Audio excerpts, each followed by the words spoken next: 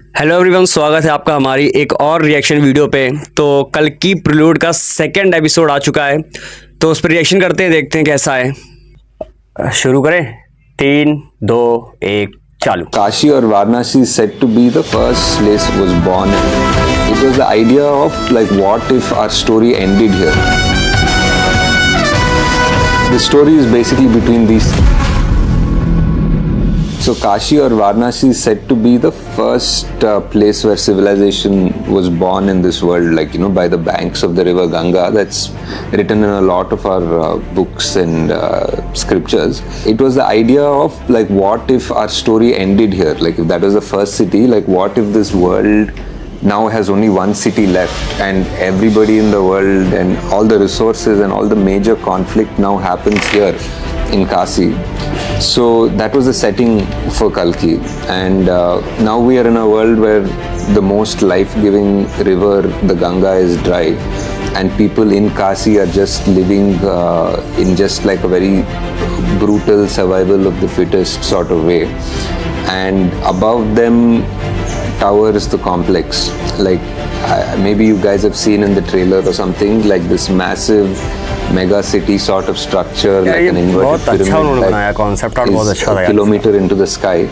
So that is the complex which has essentially everything. It's like paradise. It has all the greenery, resources, water, food, animals, everything that is not there in the world before. It's almost like a microcosm of what the world used to be like. And now the story is mainly set up here. It's between these two worlds, the people who are in the complex, who control those resources, and the people who are below in Kasi, who don't have access, and these people in Kasi only just have a dream to enter the complex. In a way, it becomes a cycle. So for you to do the work to earn money to get into the complex is like one trap that you end up working for the complex, and you finish your life before you can actually get in. So it's like one sort of a cycle, which is sort of something that happens today as well.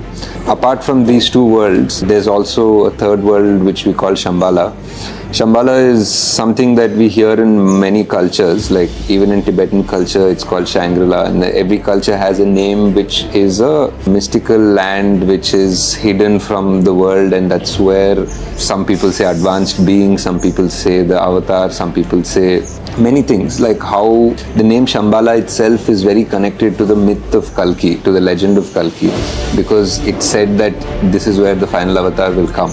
That is the most powerful and that is the most familiar thing about the Kalki story. So these are our three worlds, and each of these worlds have a design or a thought process behind it. The complex people and the weapons and their vehicles are designed in a certain way because of what they have. People in Kasi are designed a certain way because of what they have. The world, there's money which is units, and they are bounty hunters who need these units to get their job done or to finish their aspiration to want to go into the complex. And there's this third world which is Shambhala, which is essentially the refuge. It's like a massive refugee camp in a way, like for all the religions and all the cultures that have been hunted down in this world by the complex. So they all needed a place to hide. The people in Shambhala are part refugees, part rebels, part the resistance who are fighting the complex. So the story is basically between these three worlds, and each of them are very unique in their own way, and how their paths cross and how the story goes forward.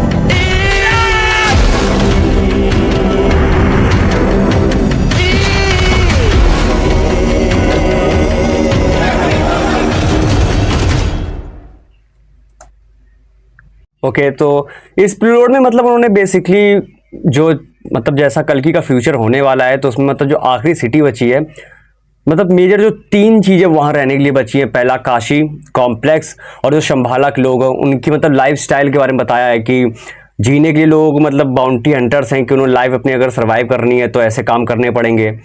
आने वाला time ही ऐसा होगा कि मतलब निर्दयता रहेगी लोगों में कुछ काम करने के लिए। और बाकी जो उनके कॉन्सेप्ट आर्ट्स हैं यार वो बहुत ज़्यादा अच्छे हैं। अगर मूवी में उन्होंने वाकई इस चीज़ को अच्छी तरह से एग्जीक्यूट किया है तो बहुत ज़्यादा एपिक दिखेगा। जैसे ड्यून में जैसे रहता है कि वो साई-फाई रहती है, लेकिन उनकी टेक्नोलॉजी इतनी ज़्यादा एडवांस हो जाती है कि उनको हर चीज़ दिखानी नहीं पड़ती है कि स्पेसशिप कैसे उड़ रहा है, वो बस लेविटेट करता है कि आपको खुद समझना पड़ता है कि उनकी टेक्नोलॉजी इतनी इवॉल्व हो गई है कि हाँ वो इस लायक हैं। और वैसा ही कल्कि में कुछ है कि उनकी टेक्नोलॉजी इतनी एडवांस हो गई है कि चीज़ें अपने आप लेविटेट कर रही, उन्हें समझाना नहीं पड़ेगा। तो वो देखने में काफ़ी अच्छा लग रहा है। बाकी उनके कॉन्सेप्ट आर्ट बहुत ज़्यादा अच्छे हैं। ये भाई जिसने भी डिज़ाइन किया है बहुत ज़्यादा अच्छा डिज़ाइन किया है एंड नाग अश्विन का एफर्ट इसमें साफ दिख रहा है। बाकी आपको कैसा लगा ये प्रील्यूड मुझे कमेंट सेक्शन में ज़रूर बताना। मिलते हैं नेक्स्ट वीडियो में, बाय।